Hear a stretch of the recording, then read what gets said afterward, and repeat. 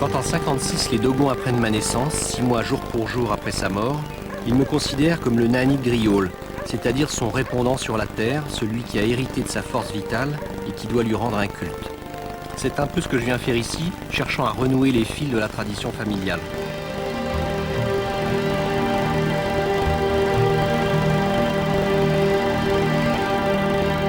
Non, ben moi je crois qu'on a retrouvé l'endroit, hein, grâce à vous. Ah oui. On a l'impression que, hein, c'est ce que tu me disais, le Toguna. Oui, ça c'est le Toguna, oui, en bas. C'est celui-là. Oui, oui. Donc c'est celui de quel village? C'est celui du village de Banani Kokoro. D'accord. Et la grande pierre plate, on la retrouve bien ici.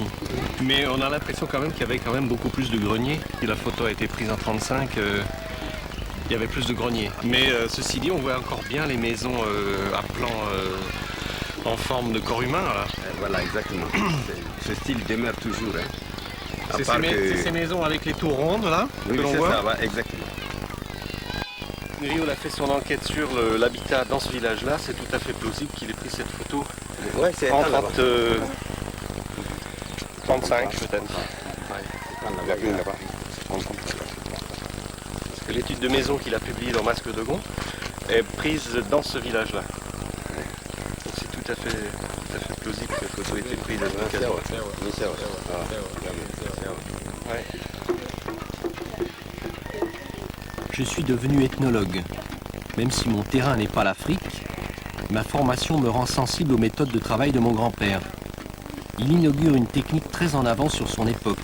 Il fait des milliers de fiches et de croquis, prend des photos. Il est présent partout.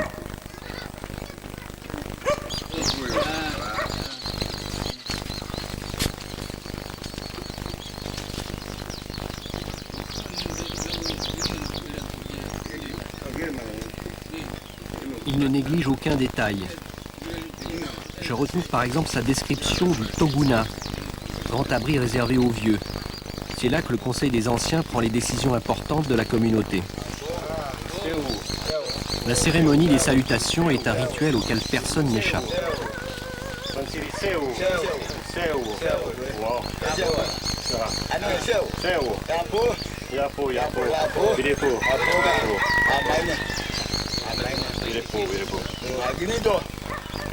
Griaule est un des premiers ethnographes à avoir utilisé le cinéma.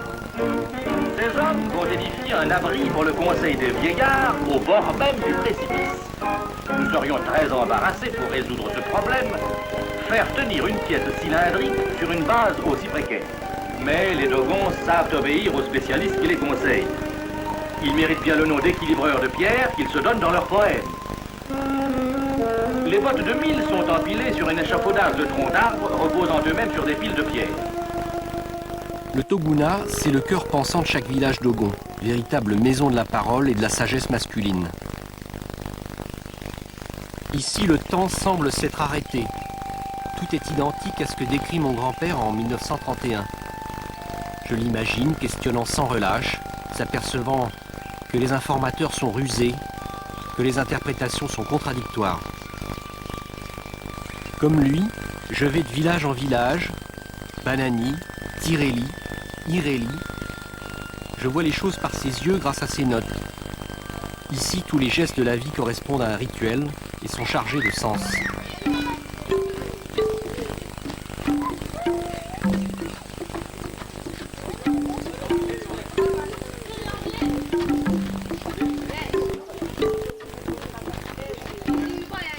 Si la parole sous le Toguna est celle des hommes, celle des femmes est dans les cours, autour des cuisines. Les Dogons sont polygames. Chaque épouse a son propre logement où elle habite avec ses enfants. Elles font la cuisine à tour de rôle, toute la famille prend les repas ensemble.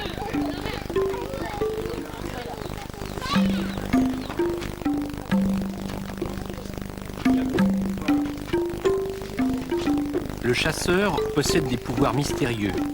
Il tue des animaux dont la force vitale risque de lui nuire, de le rendre fou ou malade. Le moyen de se protéger est d'encastrer le crâne de l'animal dans les murs de sa maison. De cette façon, le chasseur s'approprie l'énergie de ses proies.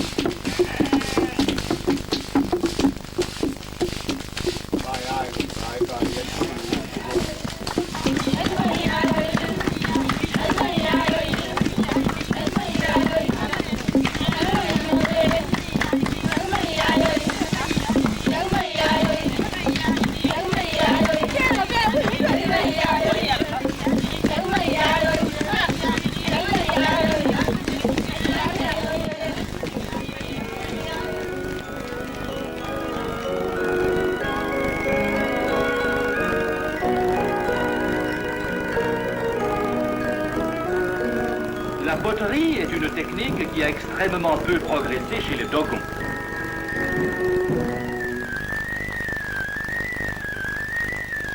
Voici l'ébauche. Elle est frappée d'un galet qui la creuse.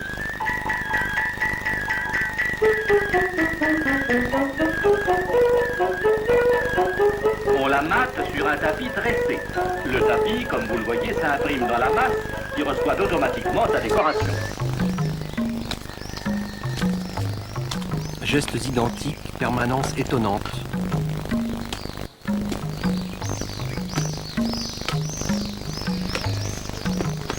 En pétrissant la glaise, la femme imite le travail de Dieu lorsqu'il a créé la terre.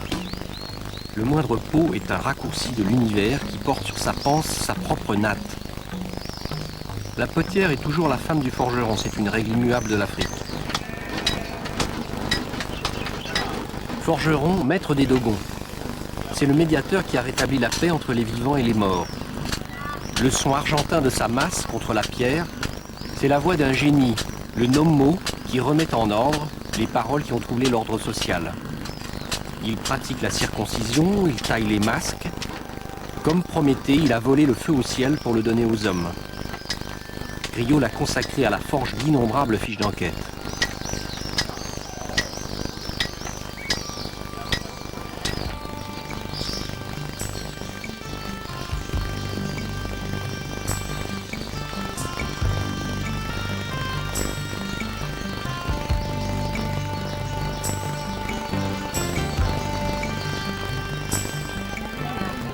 Le cœur de la civilisation des Dogons est dans les falaises. Mais beaucoup vivent dans la plaine et sur le plateau. Les jours de marché entraînent un va-et-vient incessant de bas en haut, des heures de marche. C'est ainsi depuis toujours.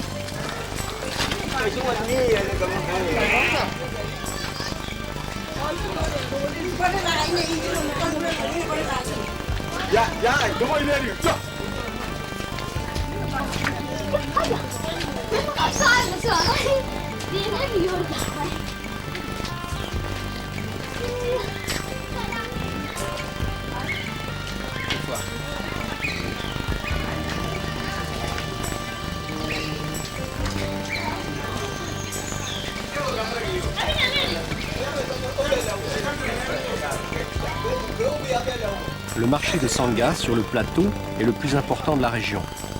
Ceux de la plaine ont à gravir la barre rocheuse par des défilés abrupts et périlleux qu'ils escaladent avec des charges énormes. Moi je porte rien, je suis éreinté.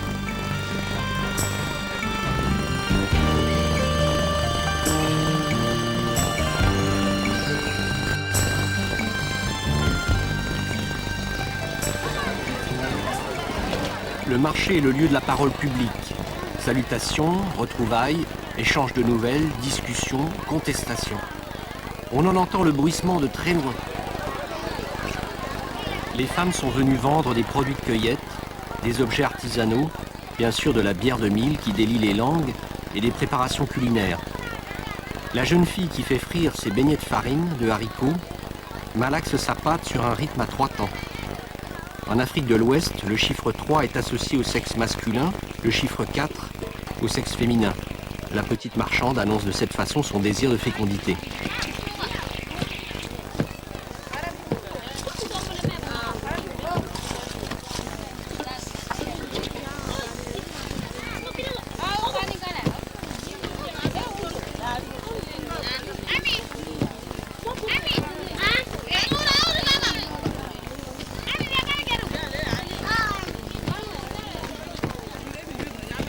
Pour Griaule, le marché est un véritable vivier d'informations. Il adorait les enfants et leur a consacré une longue étude qui est devenue un livre, Jeux Dogon. Cet ouvrage, paru en 1938, et Masque Dogon, la même année, constitue sa thèse de doctorat sous la direction de Marcel Mauss. La première chaire d'ethnologie est créée pour Griaule à la Sorbonne en 1942.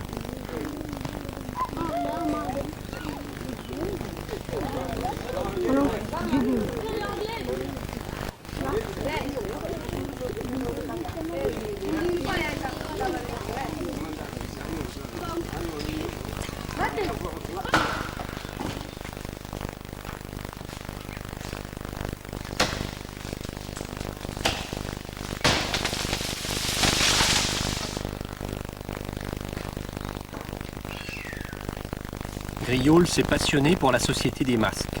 C'est un thème majeur de son œuvre. Les masques sont sculptés dans les grottes, à l'abri des regards. Ils sont le symbole du pouvoir des hommes sur les femmes qui n'ont pas le droit de les voir. Aucune d'elles ne peut entrer dans les grottes. Les masques y sont entreposés et n'en sortent que pour les cérémonies. Ce sont les forgerons qui taillent les masques en bois, c'est un acte sacré.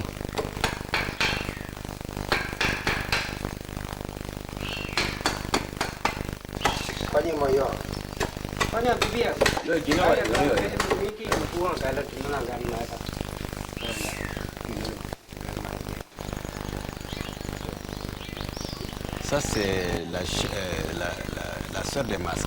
La sœur des masques. C'est fait dans quel bois? C'est fait avec du togodo, un arbre dont le nom en dogon s'appelle togodo. Oui. Un arbre dont le bois est léger parce que alors, le masque l'individu peut porter pendant des heures et pour qu'il ne soit pas tellement épuisé avant la fin des cérémonies, donc on cherche du bois léger. Ça fait déjà un poids. Hein. Ah oui, c'est voilà, exactement, ça fait du poids, oui, quand même. Et là, il y a un bois qu'on fait, une tige, une baguette qu'on fait passer ici. Et là, les danseurs, ils tiennent le masque avec ses dents. Voilà, ça, comme ça. Non, c'est super. Ouais. Derrière la tête. Derrière la tête. Ça reste comme ça.